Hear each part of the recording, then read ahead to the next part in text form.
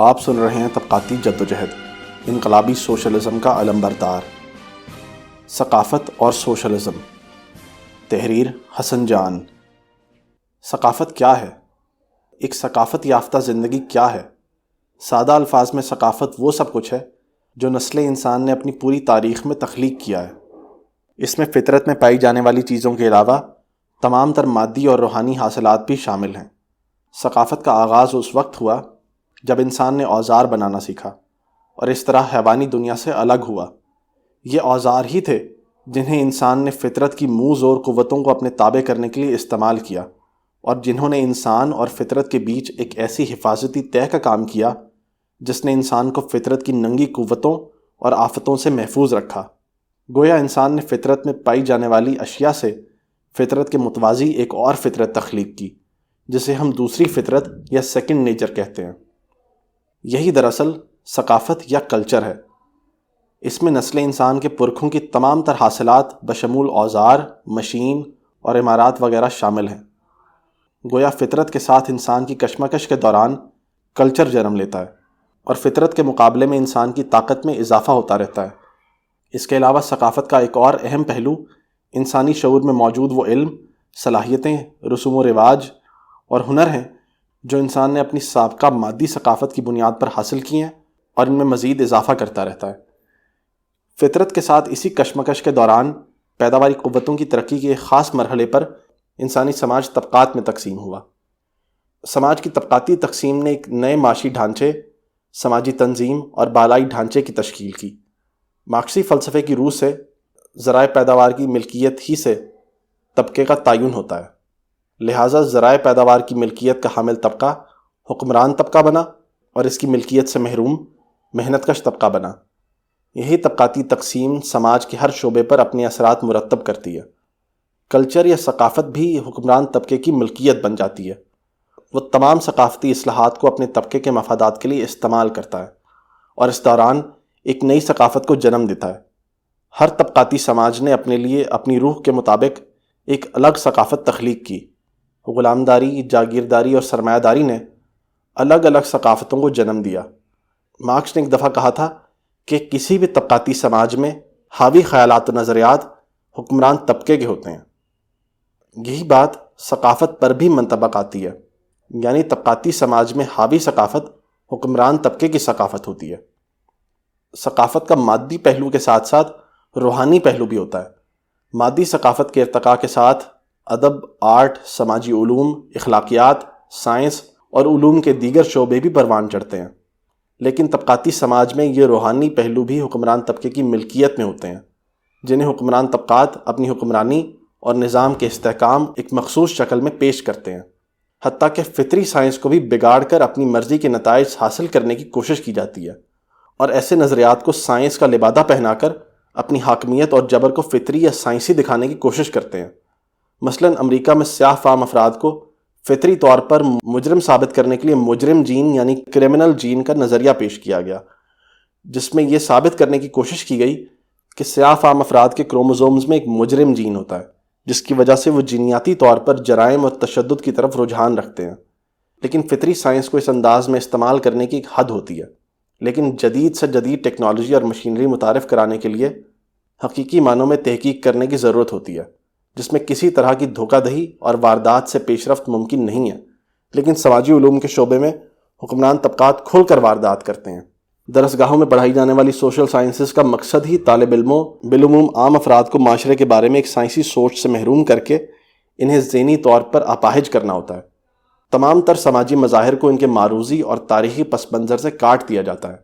سماج کی طبقاتی تقسیم کو ایک فطری تقسیم اور ریاست کو ازلی اور ابدی ادارے کے طور پر پیش کیا جاتا ہے کہ یہ شروع دن سے موجود تھا۔ سماج کے تاریخی ارتقاء کو ایک سائنسی انداز میں پیش کرنے کی ہر کوشش کی حوصلہ شکنی کی جاتی ہے اور سماجی حرکت کو کسی طرح کے اصول و قوانین سے آزاد قرار دیا جاتا ہے۔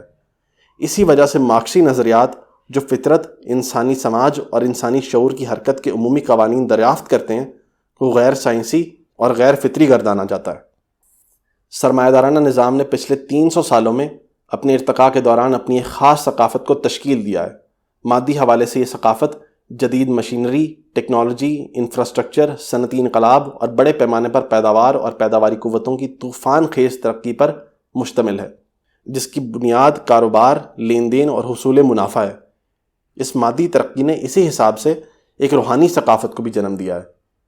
لیکن جس طرح تمام تر مادی ترقی کی حاصلات ایک طبقے کی ملکیت ہوتی ہیں، اسی طرح ثقافت کے شعوری اور روحانی شعبے بھی ایک اقلیتی طبقے کی ملکیت ہوتے ہیں۔ لیکن اپنے طبقے کے مفادات اور حاکمیت کو مضبوط کرنے کے لیے انہوں نے مذہب کو ریاست سے الگ کیا، سماج کو جاگیردارانہ جبر اور پسماندگی سے نکالا، عورت کو قبائلی اور جاگیردارانہ بندشوں سے آزاد کیا، اور ظاہری طور پر ہی صحیح ایک جنسی برابری قائم کی۔ جدید تعلیمی نظام متعارف کروایا، دلیل اور عقلیت کو آگے بڑھایا، اور فرد کی انفرادی آزادی کی بات کی۔ بلا شبہ یہ سب کام بورژوا طبقے نے قوم کے نام پر انجام دیے، لیکن پس پردہ ان سب اقدامات کی قوت محرکہ ان کے اپنے طبقاتی مفادات تھے۔ اس کے باوجود مغرب کے بورژوا طبقے نے ماضی کے تمام تر نظاموں کے مقابلے میں کم سے کم ترقی یافتہ ممالک کی حد تک ہی صحیح ایک جدید اور ترقی یافتہ ثقافت کو جنم دیا ہے۔ سرمایہ داری کی معاشی ترقی اور پیش رفت نے سماج کو آگے بڑھایا، جس نے وہ معاشی آسودگی پیدا کی جس سے یہ بورژوا ثقافت پورے سماج کی ثقافت بنی۔ آج ترقی یافتہ بورژوا ممالک میں بلا شبہ کرۂ ارض کی جدید ترین مادی اور روحانی ثقافت وجود رکھتی ہے۔ لوگوں میں اچھے ادب، آرٹ، فلم بینی، تھیٹر، ڈرامہ اور اچھی موسیقی کے لیے ایک ذوق پایا جاتا ہے۔ کتابیں پڑھنے کا رجحان ہے، علمی اور ادبی بحث کا ماحول ہوتا ہے۔ الغرض یہ سماج جدید ٹیکنالوجی، صنعت اور انفراسٹرکچر سے بہرہ مند ہیں اور ان کے روحانی پہلوؤں سے آراستہ ہیں، یعنی ثقافت یافتہ کلچرڈ معاشرے ہیں۔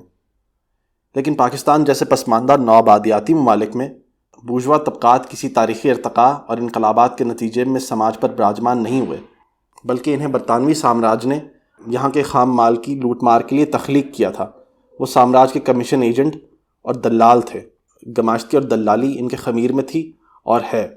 مقامی اشرافیہ سے تشکیل شدہ یہ بورژوا طبقہ جب یہاں حکمران طبقے کے طور پر براجمان ہوا تو اس میں یہ صلاحیت ہی نہیں تھی کہ وہ یہاں کسی طرح کی جدیدیت متعارف کروا سکیں، کیونکہ یہ طبقہ تکنیکی اور معاشی طور پر مغرب سے بہت پسماندہ تھا اور جاگیرداری اور سرمایہ داری کے ملغوبے پر مشتمل تھا۔ پاکستان جیسے ممالک کی بورژوازی نہ صرف تکنیکی اور معاشی لحاظ سے کھوکھلی ہے، بلکہ روحانی ثقافت کے حوالے سے بھی مکمل طور پر کھوکھلی ہے اور اپنی عادات و اطوار اور حرکتوں سے کسی گزری ہوئی صدی کی نمائندگی کرتی ہے۔ یہاں کے بورژوا طبقات کا تاریخی ارتقاء ہی نامکمل ہے، جس کی وجہ سے وہ یہاں بورژوا انقلاب برپا ہی نہ کر سکے۔ تکنیکی صنعتی پسماندگی اور سامراجی لوٹ مار کی وجہ سے وہ اتنا قدر زائد پیدا ہی نہ کر سکے جو ان کی شرح منافع کو قائم رکھ سکے۔ نتیجتاً وہ بجلی اور گیس بھی چوری کرتے ہیں اور محنت کش طبقے کا بدترین استحصال بھی کرتے ہیں۔ چور بازاری، دھوکہ دہی، ملاوٹ اور فراڈ یہاں کی بورژوا طبقے اور کاروباریوں کی فطرت میں موجود ہے، اس لیے معاشی ترقی اور خوشحالی ناپید ہے۔ حکمرانوں کی یہی خصلتیں پورے سماج میں سرایت کر گئی ہیں، کیونکہ ثقافت کی حرکت حکمرانوں سے عام لوگوں کی طرف ہوتی ہے۔ یہاں اس بات کی وضاحت ضروری ہے کہ ترقی یافتہ مغربی ممالک میں اگر کاروبار میں کسی حد تک ایمانداری برتی جاتی ہے تو اس کی وجہ بھی ان کی معاشی پیش رفتگی اور قدر زائد کی بہتات ہے، نہ کہ ان کی حسن نیت اور مجرد اخلاقی معیارات۔ جیسا کہ ٹراٹسکی نے ایک دفعہ کہا تھا کہ فرانس میں وہ ہماری نسبت زیادہ ایمانداری سے کاروبار کرتے ہیں اور گاہک پر زیادہ توجہ دیتے ہیں۔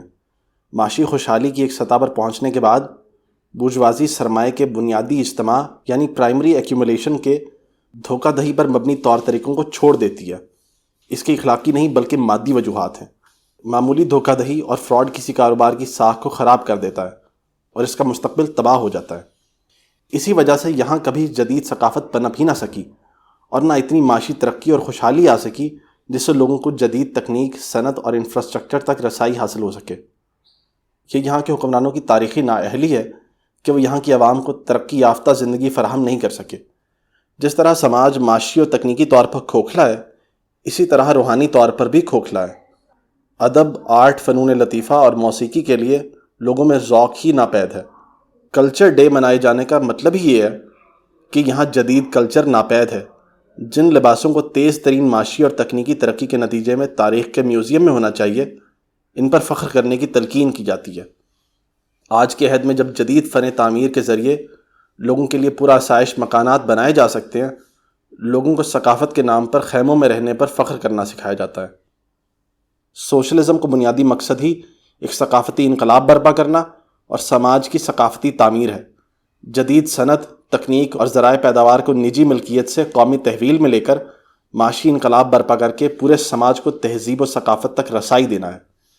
اس معاشی ترقی، خوشحالی اور وسائل کی بہتات سے وہ مواقع پیدا ہوں گے جس سے عام لوگوں کو بھی روحانی ثقافت کے پہلوؤں جیسا کہ زبان، ادب، آرٹ، فلم، تھیٹر، موسیقی، سائنس، سماجیات اور معاشیات وغیرہ تک پہنچ حاصل ہوگی۔